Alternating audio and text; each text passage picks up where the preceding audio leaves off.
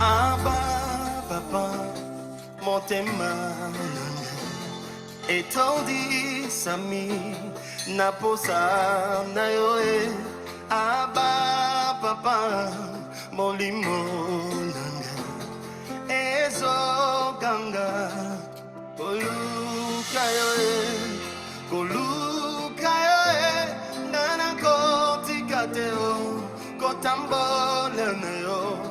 Osamote manangai kolanda yoe nana kolembateo kungumba mela yo tina momo idange.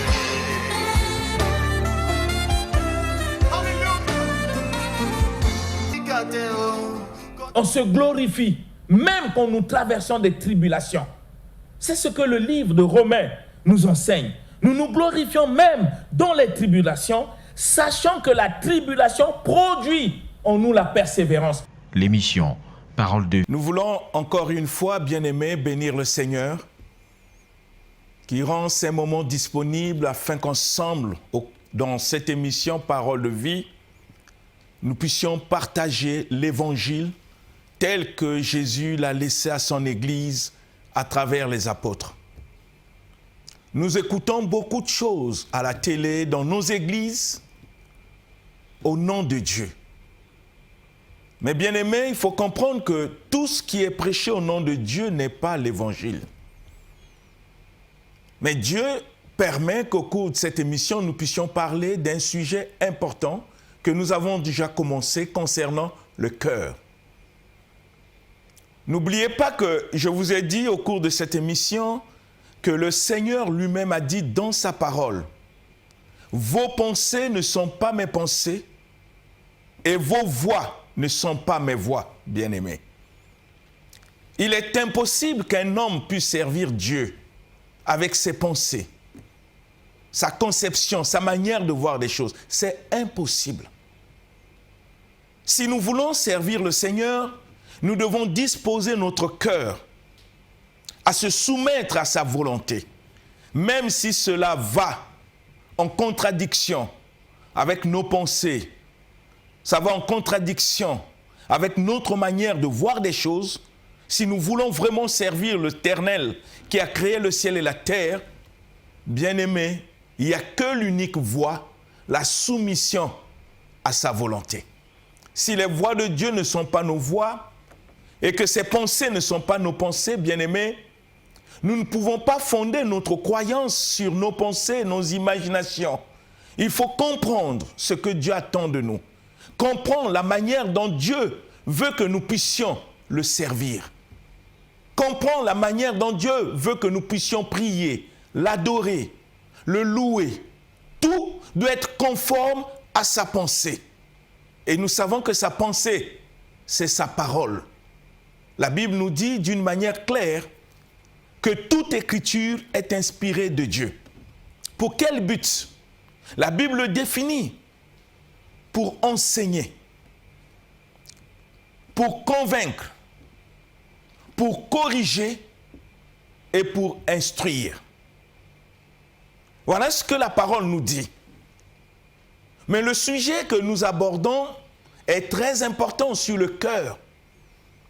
Parce que Dieu ne voit pas l'apparence des hommes. Il ne voit pas ce que nous confessons. Mais les hommes jugent par apparence, mais Dieu, lui, s'intéresse à notre cœur. Parce que dans notre cœur, il y a la vérité de ce que nous sommes. Dans notre cœur, c'est là où nous cachons nos désirs, nos sentiments, nos émotions, nos projets. C'est dans notre cœur. Nous pouvons apparaître devant les gens, montrer aux gens que nous sommes bien, nous sommes gentils, montrer aux gens simplement pour attirer l'approbation de ces personnes. Mais dans notre cœur, nous savons pourquoi nous le faisons. C'est du cœur, bien-aimé, que nous pouvons servir Dieu. C'est du cœur. Si notre cœur n'est pas attaché, si notre cœur ne se soumet pas à la volonté de Dieu, bien-aimé, même notre croyance est inutile. Dieu s'intéresse au cœur. Et la parole nous dit d'une manière claire, quand Dieu reprochait le peuple d'Israël, il a dit, ce peuple m'honore que des lèvres. Nous pouvons honorer Dieu des lèvres, confesser son nom, dire que Jésus-Christ est mort sur la croix pour toi, dire qu'il est ton sauveur. Mais la question qu'on peut te poser, est-ce que c'est ça ce qui est vrai au fond de ton cœur? Est-ce que c'est ce que tu crois? Nous pouvons confesser que nous avons la foi en Dieu. Ça, c'est une confession, c'est des paroles. Mais est-ce qu'au fond de notre cœur, c'est ce que nous croyons? C'est de cela, au cours de cette émission, que Dieu veut nous parler. Pour que nous comprenions ce que Dieu attend, ce que Dieu veut et ce que Dieu voit. Le cœur. Nous avons commencé avec ce sujet auquel Dieu nous rappelle quelque chose que nous devons comprendre, que notre cœur est trompeur. Pourquoi notre cœur est trompeur? Mais parce que nous sommes nés dans le péché. Le péché que nous avons hérité d'Adam. Nous sommes nés avec un corps adamique, avec un cœur plein du péché. Même un enfant qui vient de naître, c'est un pécheur né. On n'apprend pas à un enfant à s'énerver, à se mettre en colère, à haïr. Non, laissez l'enfant grandir. Vous allez voir comment le péché va se manifester dans son comportement.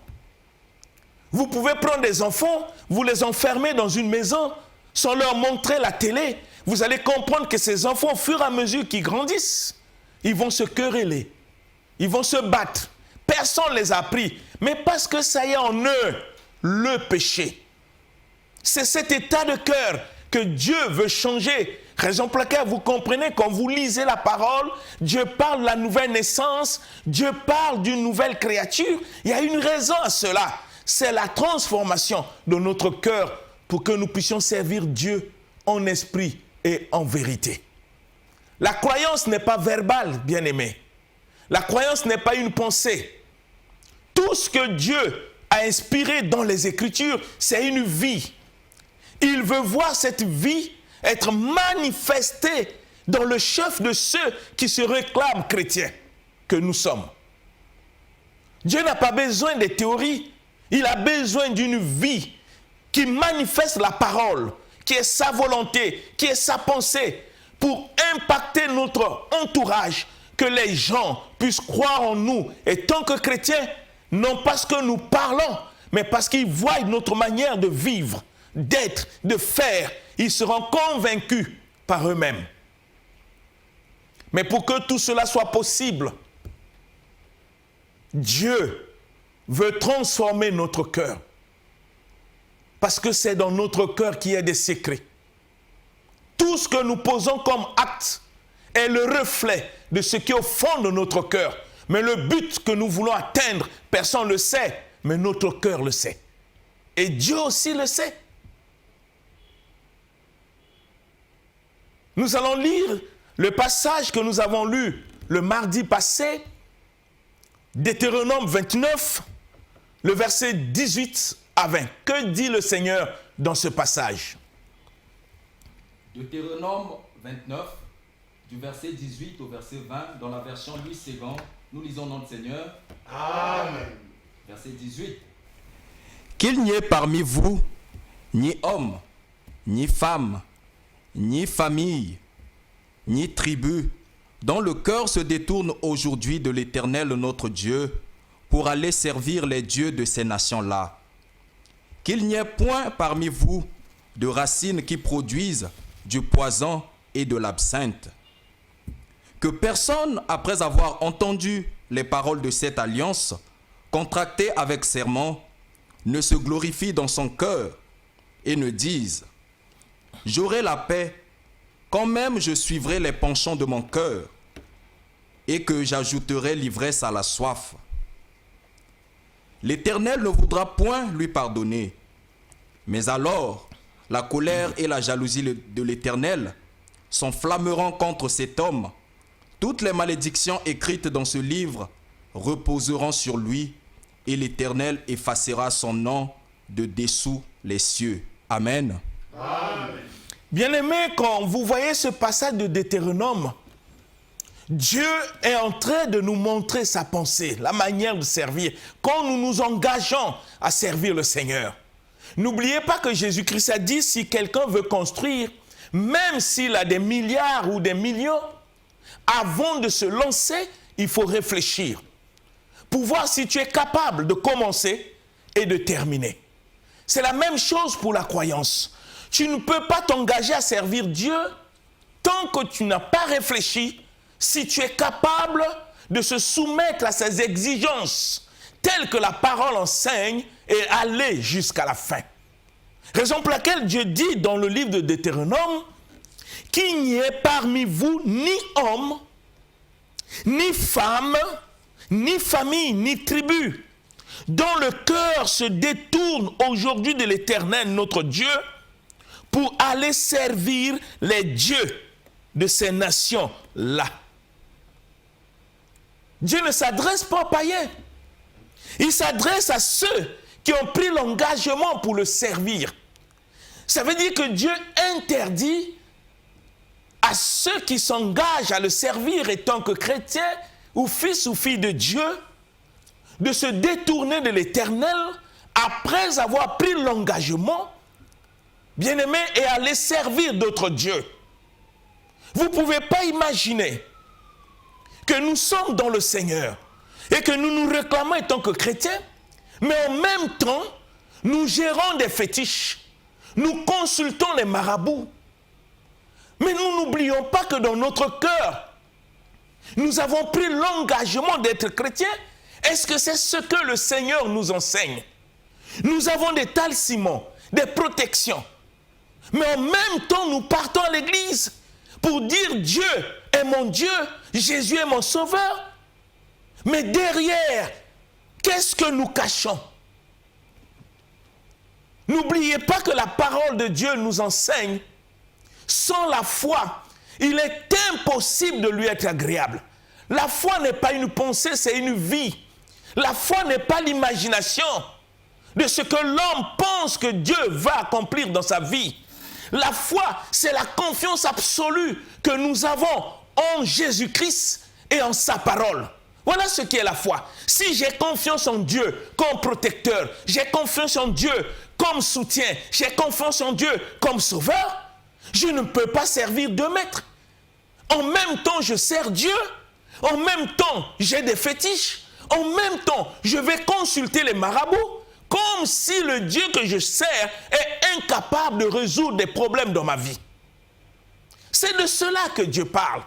Il dit, il ne faut pas qu'on ait un cœur, au même moment que nous engageons pour servir Dieu, et qu'au même moment, notre cœur se détourne, quand nous avons des problèmes difficiles, des problèmes de famille, des problèmes parfois de santé ou de la sorcellerie, et au lieu de consulter ce Dieu auquel nous avons pris l'engagement, auquel nous avons mis notre confiance, que nous confessons devant les gens, que nous avons la foi en lui, que nous nous détournons de ce Dieu qui est capable de faire des choses qui dépassent l'entendement des hommes, pour se tourner vers des féticheurs, pour aller consulter ceux qui disent des bonnes aventures, aller consulter ceux qui invoquent les esprits, et tout en disant aux gens que tu es chrétien. Mais bien-aimé, tu trompes qui? Tu trompes qui? C'est de cela. Dieu voit l'état de cœur. Est-ce que quand nous disons que nous sommes des chrétiens, est-ce que nous sommes vrais au fond de notre cœur?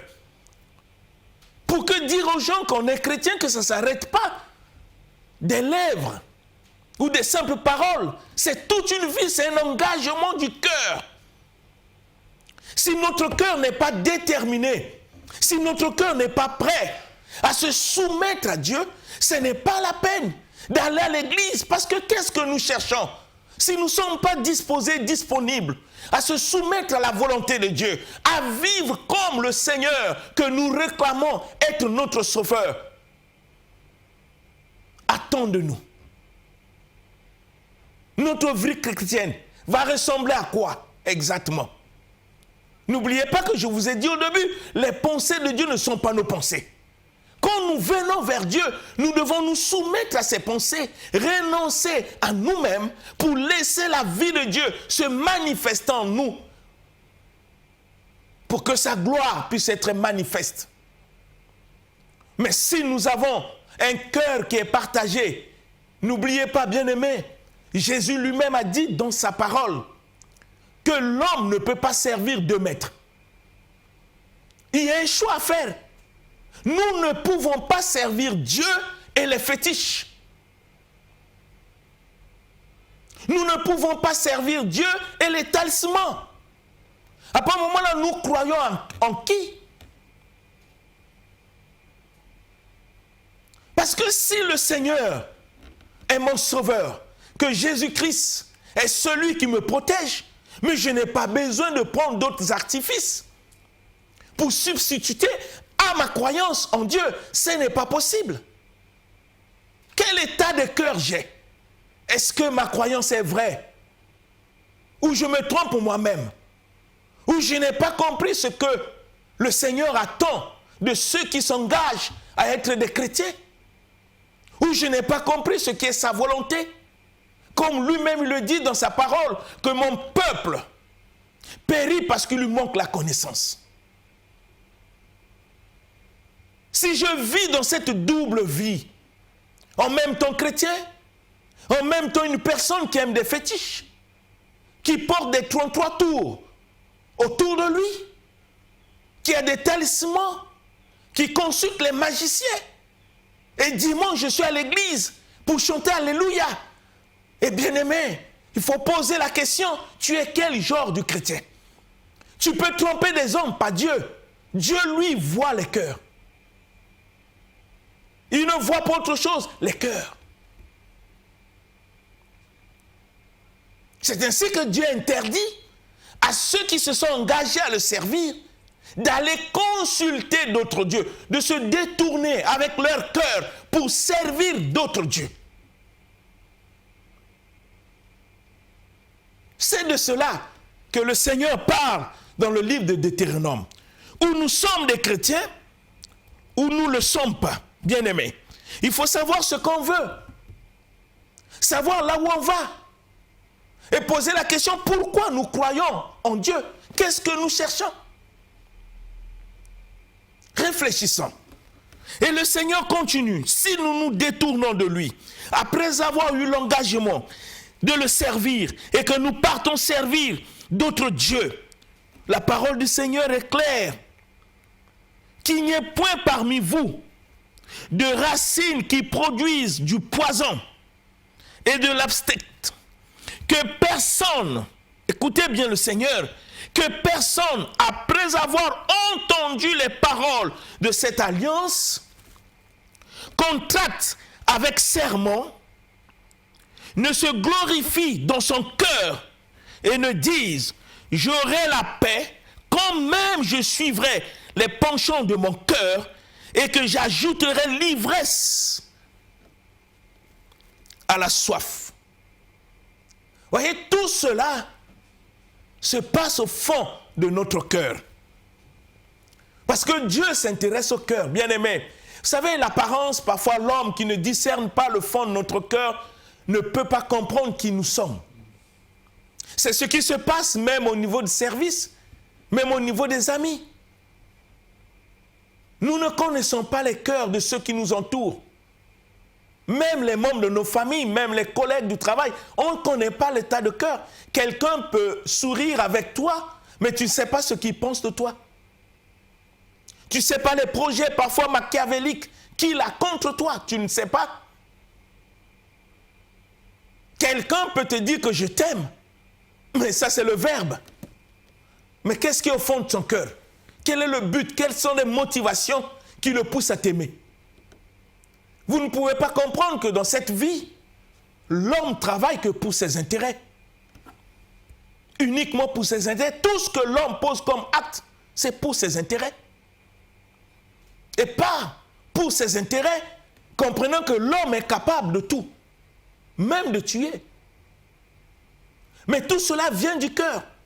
C'est ainsi que le Seigneur ne veut pas que notre cœur pense à se détourner de lui, en cherchant d'autres dieux, en suivant la voie de notre cœur, parce que Dieu sait que notre cœur est souillé par le péché. Je vous l'ai dit, que la majorité des situations qui arrivent dans notre vie, nous sommes responsables. Si je n'avais pas fait le choix de telle femme, je ne devais pas endurer telle situation. Si je n'avais pas accepté tel homme, je ne devais pas souffrir. Mais le choix vient du fond de ton cœur. Parce que notre cœur est trompeur.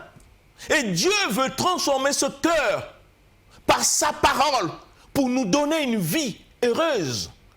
Avoir une vie heureuse, ce n'est pas le fait d'avoir beaucoup d'argent, mais c'est d'avoir la paix dans son cœur, avec le peu qu'on a. Parce que la grande richesse dans la vie d'un homme, c'est savoir se contenter de ce que Dieu lui donne. Rappelez-vous de cela. Nous ne pouvons pas servir Dieu et en même temps avoir des fétiches, avoir des talismans, aller consulter les féticheurs, les magiciens, les marabouts. On ne peut pas être chrétien et aller faire ces choses-là. Pour nous, Dieu l'interdit. Bien-aimés, il nous interdit. Comprenons ces choses. Le Seigneur nous dit, je vais vous faire lire un passage pour que vous compreniez, parce que ce passage appuie ce que nous sommes en train d'expliquer. Dans le livre de Colossiens chapitre 2. Colossiens chapitre 2, vous allez voir le verset 20. Qu'est-ce que le Seigneur nous dit? Colossiens chapitre 2. À partir du verset 20, que dit le Seigneur? Colossiens chapitre 2, à partir du verset 20, nous lisons notre Seigneur. Amen. Si vous êtes morts avec Christ au rudiment du monde, pourquoi, comme si vous viviez dans le monde, vous impose-t-on ces préceptes? Ne prends pas, ne goûte pas, ne touche pas. Préceptes qui, tous, deviennent pernicieux par l'abus et qui ne sont fondés que sur les ordonnances et les doctrines des hommes. Ils ont à la vérité une apparence de sagesse en ce qu'ils indiquent un culte volontaire de l'humilité et le mépris du corps, mais ils sont sans aucun mérite et contribuent à la satisfaction de la chair. Amen. Amen. Bien-aimés, vous comprenez ce que Dieu dit.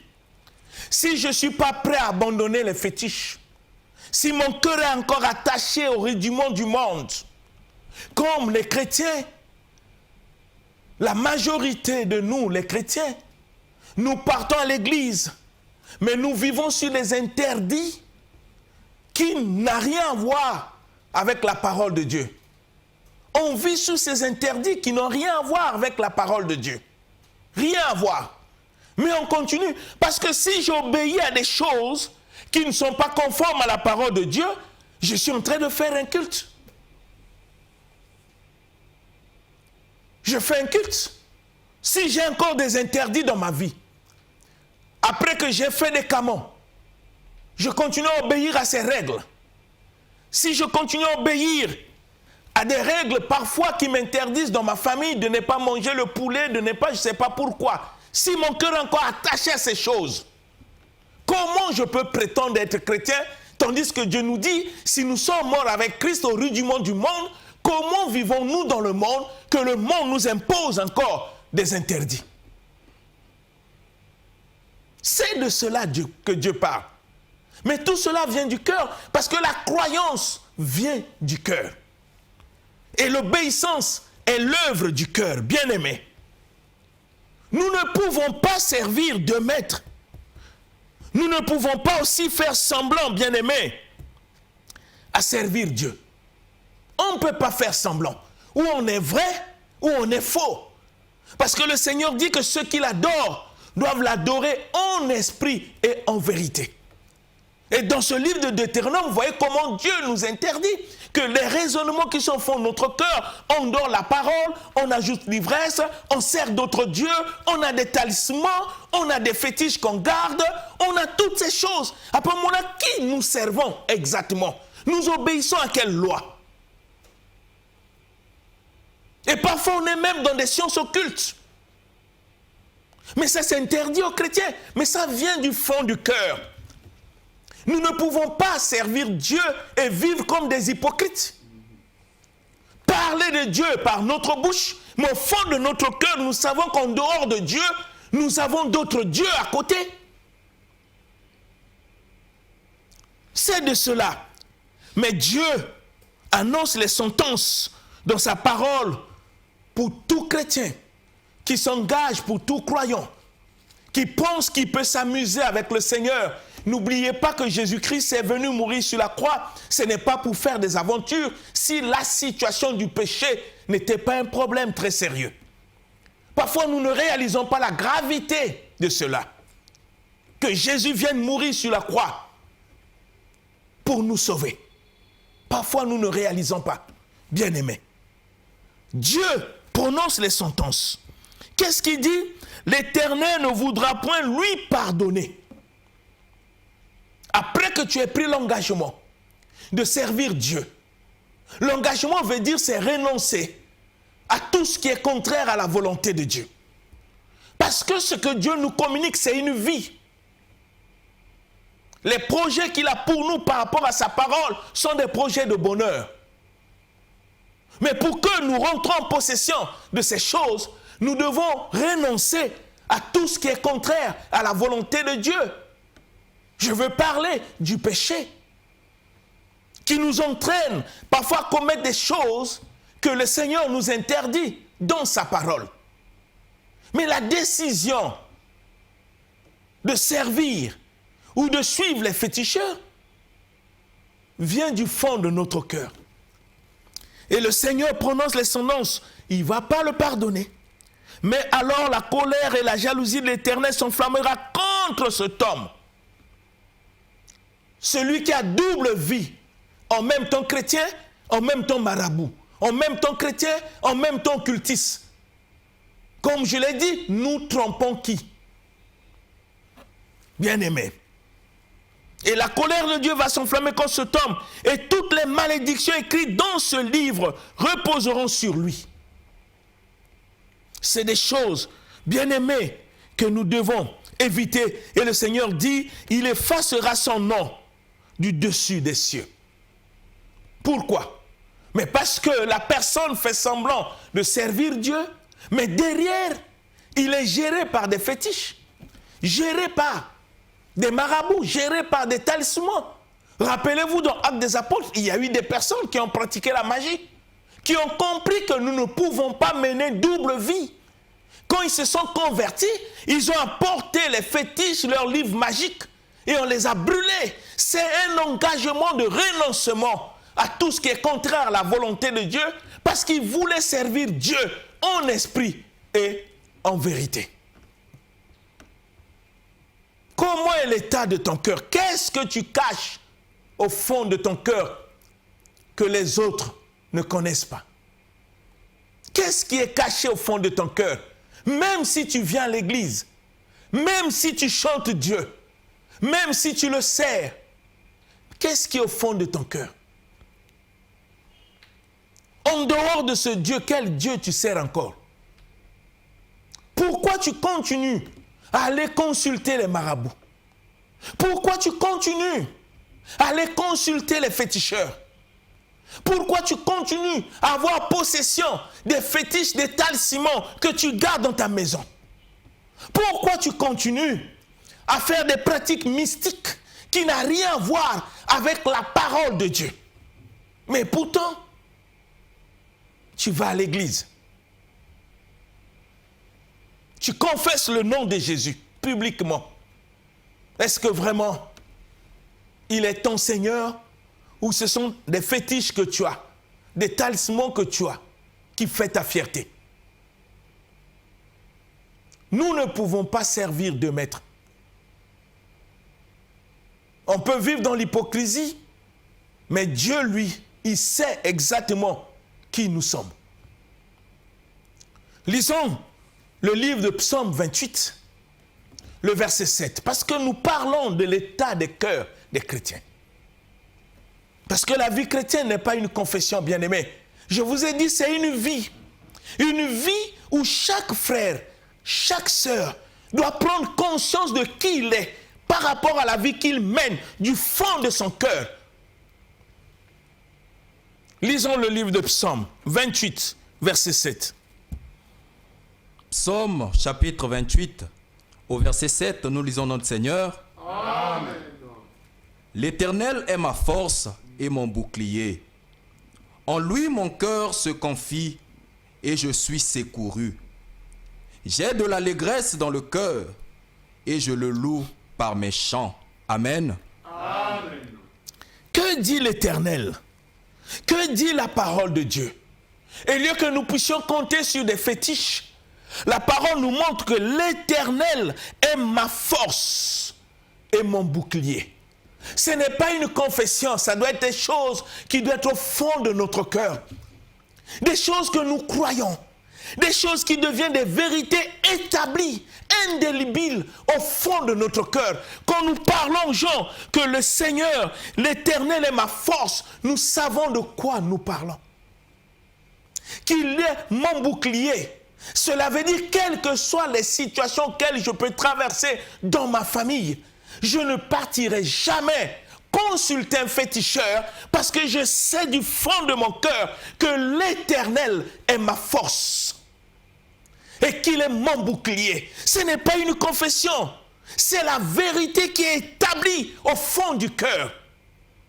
Et tu vas résister contre toute force qui t'amènera à aller servir d'autres dieux que ce Dieu que tu as confessé qu'il est ta force et ton bouclier. Et la parole dit, en lui, mon cœur se confie. En lui, mon cœur se confie et je suis secouru. Voilà ce que la parole nous enseigne. En lui seul, en Dieu seul, en Jésus-Christ seul, mon cœur se confie. Mais malheureusement, nous, plusieurs chrétiens, notre cœur ne se confie pas en Dieu.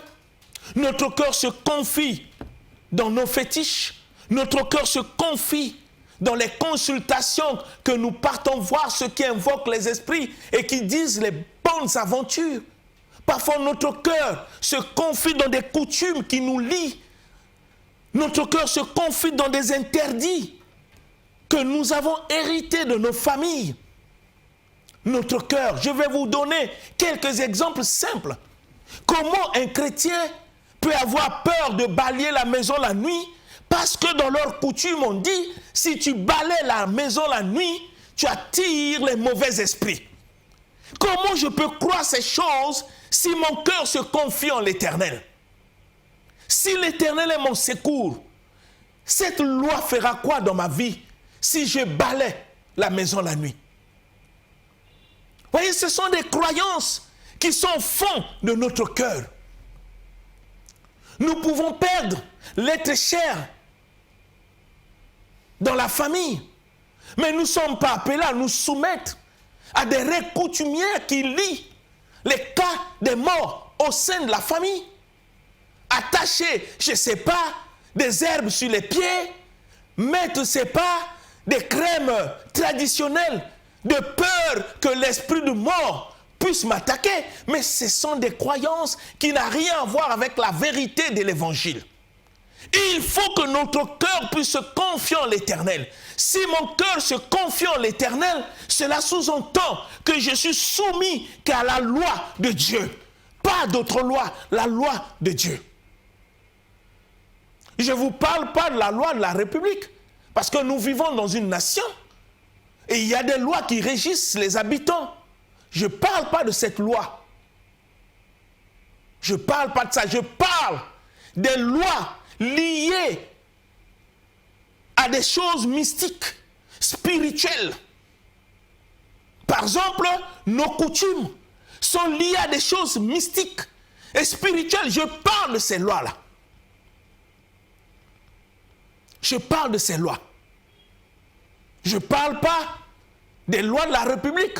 L'État peut prendre des décisions pour dire qu'il y a couvre-feu à 23 heures et tant que chrétiens, nous devons le respecter. Parce que la parole nous enseigne de respecter et de se soumettre aux autorités. Je ne parle pas de ça. Quand je parle de la loi, je veux que vous puissiez comprendre. C'est tout ce qui est lié au mysticisme. tout ce qui est lié à des choses spirituelles. Si mon cœur se confie en Dieu, si ton cœur se confie en Dieu, comment tu peux encore te confier aux fétiches?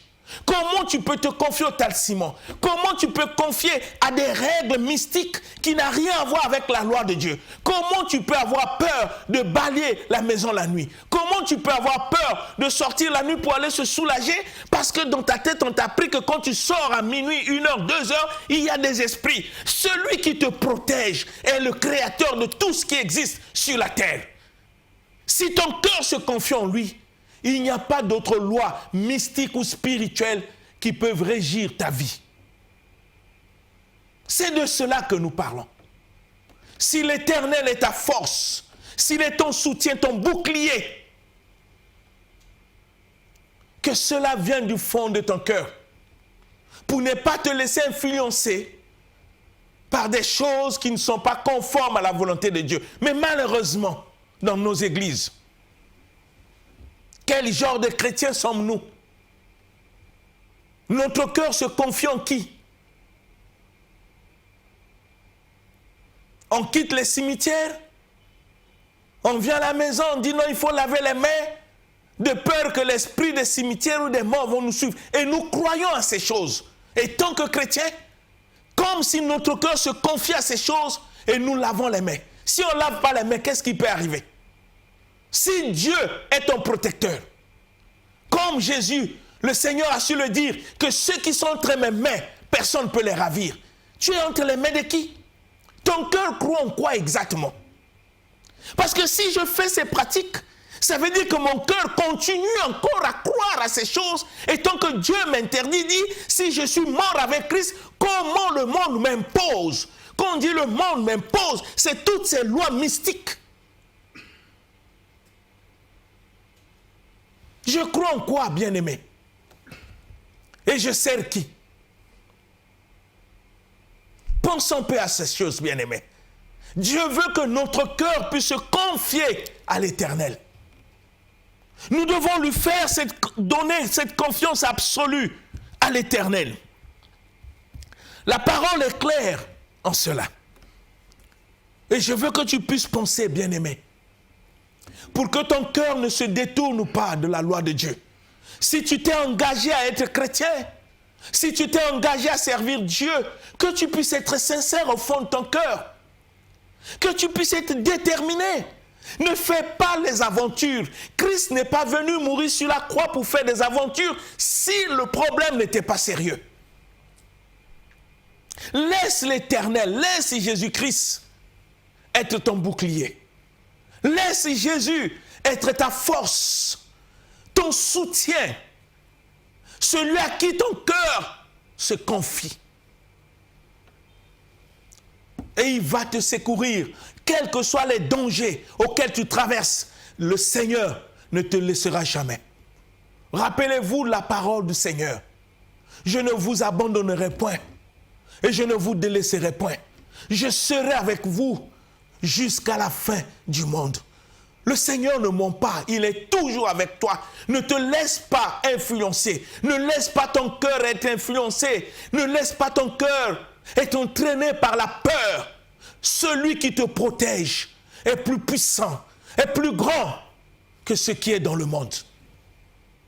Je veux que tu penses, mon frère, ma sœur, pour que ta vie chrétienne ne soit pas une vie d'aventure, que tu aies une vie vraie,